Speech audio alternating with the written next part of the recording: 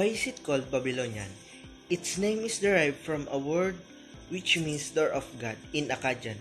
It was first instituted as a civilization in and of itself in the Old Babylon period. One of its first rules was Hammurabi, who created the code of law and established Marduk as the highest god in the Akkadian and Babylonian pantheon. Babylonian.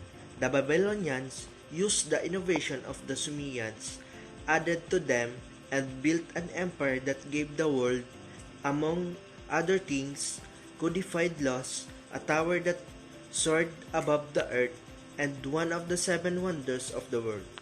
Geographically, the Empire of Babylonian occupied the middle and southern part of Mesopotamia. So, ang Babylonian ay isang makasaysayang lungsod-estado na naging imperyo sa gitnang silangang Asya. Isa itong lungsod sa sinaunang Mesopotamia.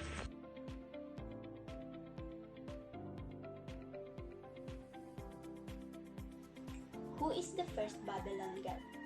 It's Marduk. So in Mesopotamian religion, the chief god of the city of Babylon and the national god of Babylonia. As such, he was eventually called simply Bel or Lord. So si Marduk po ay ang punong Diyos ng lungsod ng Babylon at siya rin ang pambansang Diyos ng Babylonia. But who was the first king of Babylon? So the first king of Babylon was Somu-Abum, who established the first dynasty of Babylon around 1894 BCE. Somu-Abum was a former governor of the city of Kazalu who rebelled against the ruling Amorite dynasty of the city of Larsa and established his own kingdom centered of Babylon. So kung si Marduk po ang Diyos ng Babylon, si Somu-Abum naman po ang unang hari ng Babylon at siya rin po ay isang dating governor ng lungsod ng Kazalu.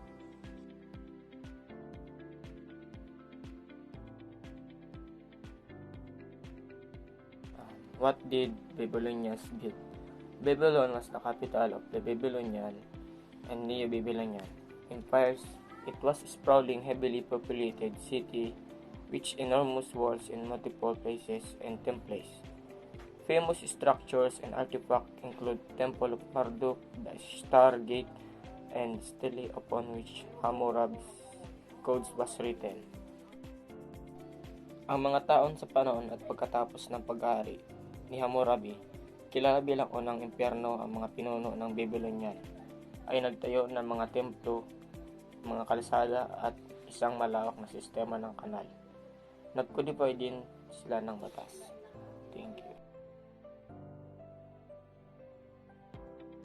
Did Babylonians invent? So, ang Babylonians ay isang sinaunang sibilisasyon sa Mesopotamia. Ito ay gumagawa ng ilang kapansin-pansing inbensyon at contribution. Gayunpaman, walang tiyak na impormasyon tungkol sa mga imbensyon ng Babylonians na direktang nauugnay sa wikang Tagalog. Ang Babylonians daw ay kilala sa kanilang mga pagsulong sa iba't ibang larangan tulad ng matematika, astronomiya, at arkitektura. Binubuo din nila ang konsepto ng isang nakasulat na legal na code na kilala bilang Code of Hammurabi.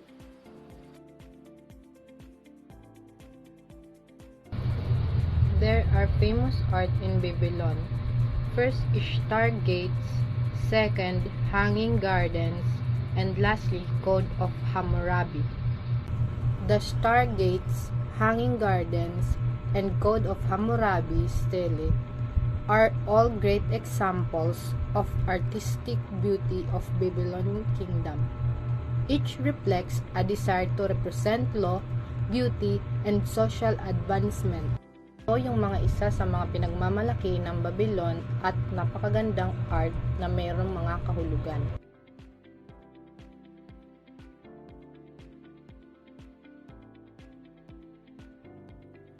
Cuneiform. Cuneiform is a logosyllabic writing system that was used to write several languages of the ancient Near East.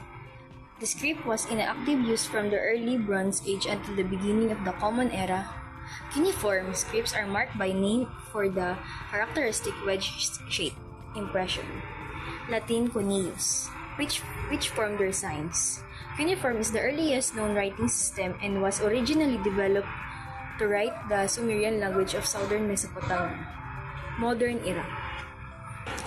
Cuneiform also is one of the oldest form of writing known. It means wedge shape because people wrote it using a reed stylus cut to make a wedge shape mark on a clay tablet. Letters enclosed in clay in envelopes as well as works of literature such as the Epic of Gilgamesh have been found. Next, we have the Code of Hammurabi. It's one of the oldest deciphered writings of Lent in the world, written 1754 before Christ's era, and features a code of law from ancient Babylon in Mesopotamia. The code consisted of 282 laws with punishment that varied based on social status, slave, free men, and property owners. Ang pinapahayag ng The Code of Hammurabi, ang idea ng kaayusan sa lipunan ay mas mahalaga kaysa mga karapatan ng individual. Halimbawa, ang kayamanan ng isang pamilya ay dapat pangasiwaan ng asawa, ama, ang mga kababaihan lalo na ang mga balo at diborsyado ay nangangailangan ng tulong ng lipunan at mga nagtutuning